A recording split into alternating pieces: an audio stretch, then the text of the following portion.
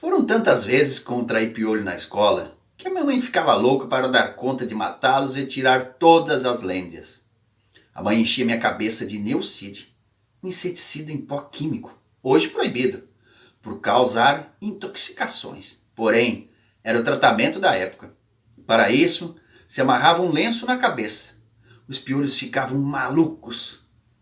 Esses sim, morriam intoxicados. Lembro da coceira que dava na cabeça e a gente aguentava firme, por um tempo até eles morrerem. Depois disso, a mãe passava um pente fino, tirando um por um e tirava as lêndias manualmente. Nesse mesmo lugar, foi onde aprendi a andar de bicicleta sozinha. Jogava futebol na rua com os meus vizinhos.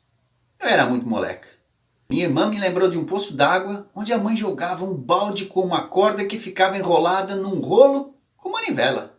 Outra lembrança dela foi o chuveiro que meu pai instalou. Ele era do tipo um balde todo furado. Pois chuveiro elétrico era raro e muito caro para adquirir. Lembro também, por andar muito descalça, pegava bicho de pé. A mãe tirava com uma agulha, esterilizada com álcool. Às vezes omitia da mãe porque doía para tirar o bicho, crescia tanto que ficava cheio de pus endurecido. Inevitavelmente a mãe tinha que tirar depois. No fundo do terreno tínhamos um forno de tijolo suspenso com 4 pilares, onde a mãe colocava fogo em lenha. Ele era arredondado, uma espécie de meia-lua, com uma abertura bem larga, uma tampa de alumínio que ajudava a manter o calor, pois nessa abertura se colocava o pão para assar. O utensílio que prendia a tampa do forno era uma espécie de pá de madeira, também usada para tirar as cinzas de dentro do forno. A lenha queimada virava brasa que depois se apagava. Levava 5 horas para virar cinza. Essa cinza era retirada e o forno ficava aquecido. Uma forma de medir a temperatura do forno, depois de retirada as cinzas, era com uma palha de milho seca. Se a palha ficasse num tom marrom, é porque estava na temperatura certa para colocar o pão para assar. O pão era de massa sovada já crescida, assado em formas de alumínio. À medida que ia assando, ele ia crescendo bem mais. Levava uns 30 minutos para ficar pronto. E ficava muito bom. Havia por lá um vizinho que tinha uma fabriqueta de cadeiras de palha, seu Anacleto. Ele tinha bastante filhos. Brinquei muito com os da mesma idade que eu. Ele costumava levar nossa família para passear com sua caminhonete, aos domingos. Íamos todos na carroceria. E então nós conhecemos os lugares próximos à nossa morada. Vizinhos muito queridos. Aos domingos, costumava acontecer corrida de cavalo na estrada principal de Vera Cruz do Oeste. Quem participava eram os homens que tinham cavalos ali na região. Não me recordo onde era o início e a chegada, se havia alguma premiação. Sei que essa estrada era o acesso ao município de Toledo, distante uns 48 quilômetros de Vera Cruz do Oeste, hoje município. Mais uma vez, meu pai insatisfeito, sem planejamento e desempregado, quis retomar para Santa Catarina, totalizando um tempo de 6 a 7 anos de morada no Paraná.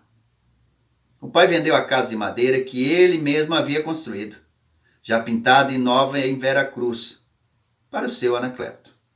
Saímos do Paraná num caminhão com a mudança toda. Todos nós, na cabine do caminhão, mais o motorista, uma viagem de 23 horas. Retornamos para Santa Catarina, em julho de 1979. Fomos morar na casa velha da Nona Itália e Nono Severino. Ela era assim chamada porque há mais de 20 anos fora construída e estava sem manutenção. Foi a casa em que minha mãe nasceu. Era utilizada como depósito para os grãos de café que eram pilados ali. A porta de entrada era dividida ao meio e funcionava como janela quando fechada a parte de baixo e como porta, quando aberta as duas partes. A fechadura era uma tramela. Essa era a forma de proteger a casa dos animais soltos, pois nessa mesma casa não havia cercado. Fui para a escola básica Antonieta Quintanilha de Andrade, uns 3 quilômetros de distância de onde morávamos, e continuei a 4ª série. Na época chamava primário. Minha professora foi Dona Angelina, a mesma que alfabetizou minha mãe. Estudei lá até concluir o ginásio. Moramos nessa casa velha por 1 ano. Depois nos mudamos para a casa do tio Ari, em Memória, nas mesmas terras, um pouco mais abaixo. Lá ficamos mais 1 ano. Esse período da minha vida foi minha pré-adolescência e adolescência. Minha brincadeira preferida era escorregar em cascas secas de coqueiro. Eu ia até o passo da Nona Itália, onde tinha os locais mais íngremes. Subia na casca e descia pelo pasto. Uma casca parecia uma canoa, deslizava, pegava velocidade na descida. Era muito divertido. Descia e subia várias vezes com a mesma casca na mão. Era um exercício em tanto. Havia uma mangueira perto do coqueiro, onde meu pai fez um balanço de corda com um assento de madeira amarrado em um galho grosso. Eu e meus irmãos empurrávamos uns aos outros. Íamos muito alto. Adorava comer as mangas do pé quando era época e também os coquinhos, bem maduros, muito docinhos.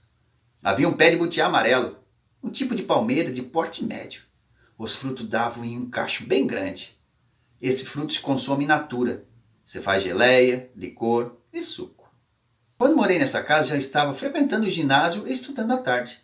O início das aulas era às 13 ou 13h30, não me recordo exatamente. E o término era às 17 horas. Quando saía da escola, ia com os colegas até uma parte no caminho. Porém, na parte que eu ia sozinha, tinha medo, pois minha irmã havia parado de estudar. Quando chegava em casa, tirava o uniforme todo. Bem rapidinho vestia uma outra roupa. Corria para a chácara colher frutas da época, laranja crava, laranja açúcar, ameixa. Colocava a fruta na minha camiseta, usado como sacola. Me sentava numa cadeira de madeira ao lado do balcão, com as pernas e os pés para cima da cadeira. Colocava a fruta recolhida em cima do balcão e assistia o sítio do Pica-Pau Amarelo, comendo a fruta que havia colhido. Sempre fui muito comprometida com meus estudos. Ia para a aula doente. Uma vez peguei um resfriado tão forte e tive muita febre. Doía meu pulmão quando respirava. Provavelmente estava com pneumonia. Ficava bem mal na sala de aula. Mesmo assim, não perdia por nada. Nem sei como me curei dessa gripe. Se eu tive uma pneumonia, o meu corpo tratou de reagir e me curar. Porque antibiótico eu não tomei. Nessa época, meu pai já estava empregado na CCU como mineiro e eletricista. Ele comprou um terreno no Rio América Alto e construiu uma casa de madeira, na qual minha mãe mora até hoje. Tenho boas recordações dessa fase da minha vida, que foi até os meus 15 anos. Algumas amizades cultivo até hoje.